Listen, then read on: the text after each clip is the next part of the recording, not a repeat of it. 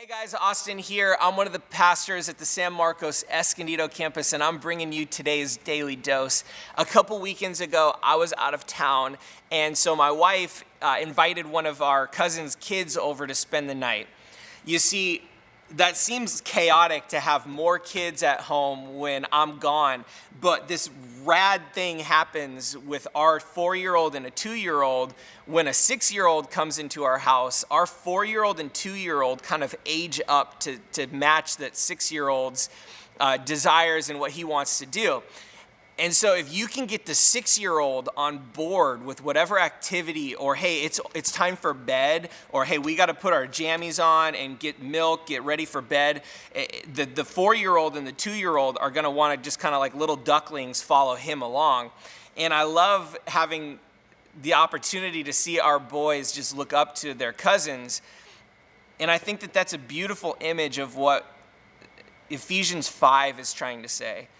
So if you want to take a look at this, it's Ephesians 5, verse 1 and 2, where it says, "Be imitators of God, therefore, as dearly loved children, and live a life of love, just as Christ loved us and gave himself up for us as a fragrant offering and sacrifice to God."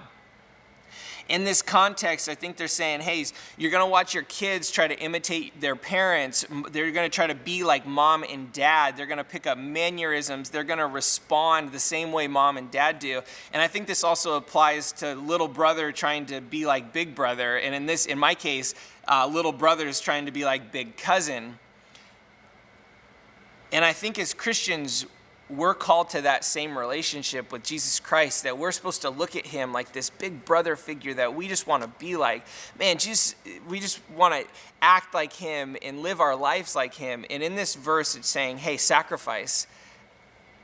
Sacrifice yourself. Live a life that exemplifies loving others so much that you're willing to give up your life for them. And maybe don't take it to that extreme, but if we start to really put on the calling that Jesus has given us in our lives, we're going to live a life of obedience. And because of that, we're going to live a life where we sacrifice ourselves. We have a servant's heart in everything that we do. And you're going to start seeing your life change, because when someone asks you to do something, you might be more willing to, because you're like, hey, you know what? I'm called to be a servant to this person, and this is an opportunity where I've been called into servant mode. And man, how can I just go above and beyond and just knock this person on the ground by how far I'm going to go in serving them? I think that in our marriage with my wife, that we're in a competition to outserve each other. And I think that that's what they're calling us to do in this verse, is just live a life of servanthood in the fact that we're trying to love people so much in everything that we do. I hope you have a great day. We'll see you next time.